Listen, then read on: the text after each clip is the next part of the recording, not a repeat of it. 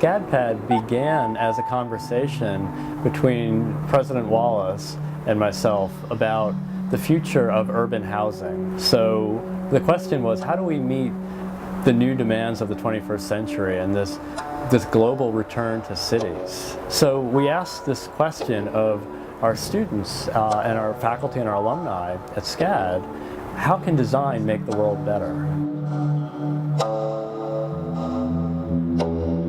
So how do you tie that thread of small spaces, maximizing every square inch, every cubic inch, which actually led us to look at parking structures, realizing we have these assets all over the world. In fact, in the United States alone, there are 105 million parking spaces. That's actually 5 spaces for every single car. And we know statistically they're vacant about 50% of the time. So what if we turn our attention to maximizing that space right in the city, right where it already exists? This is an entirely new way to enter this conversation of small living. And when we looked at parking spaces, we realized we had rules to proceed by. All parking spaces come in roughly the same shape and size. So each SCADpad, each living module, each private residence is actually designed around the footprint of a single parking space. So they're 135 square feet each.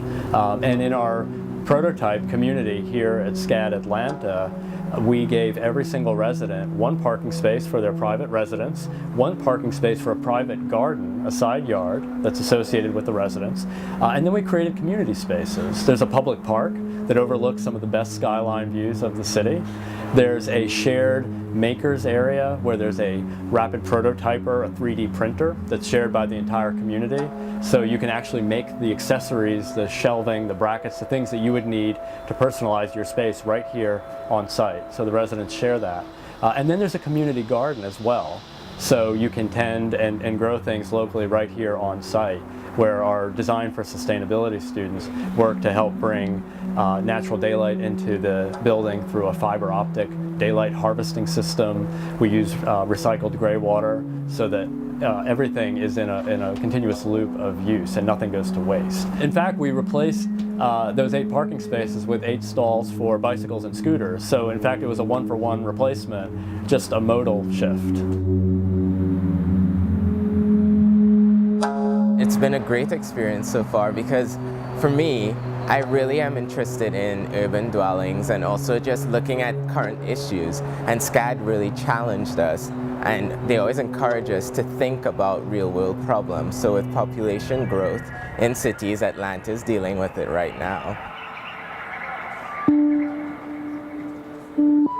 The units themselves would range between $40,000 and $60,000. And if you start looking at the land value and the priciest markets for, say, a studio apartment, and then you look in that very same market for the rental cost for parking, there's about a 5 or 6 times differential. So the economics become very interesting. You could imagine at scale, you could prototype an entire community within a parking structure.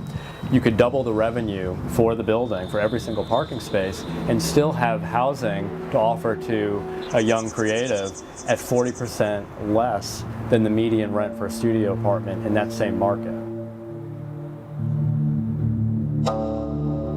How do you make all the controls of the space intuitive? So you don't have switches everywhere. The space anticipates your next move and it reacts to it. So the windows have a smart glass film that's designed to intuitively frost and become opaque or become transparent based on the different needs at the different times of day. The lighting is controlled in such a way that anticipates waking up in the morning. It's tied to your calendar, so it's time to wake up for class and the lights come on in the unit to wake you up. So it's really, it's meant to be an immersive environment where the art and the technology are working together with you. It's an envelope around you.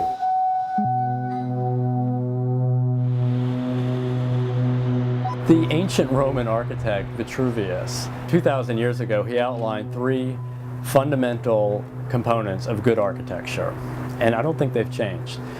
They're strength, utility, and delight. Strength, you're in a structure, it's built durably, and certainly a parking structure is built to last.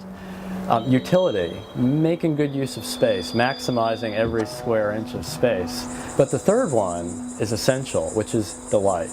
And I think art may provide the best insight into that intangible quality of places we fall in love with, places we can't explain, because art provides that intangible aspect to the experience. And I think that's what you'll see here at SCADpad. What immediately comes next for us is SCAD students will be living in these units over the next 2 months. We had an enormous interest for students to live in in fact, take them for a test drive and see what it would be like. So these 3 units really represent the beginning of a very large question, which is what comes next? How do you replicate at scale? We're going to use these 3 units immediately to learn.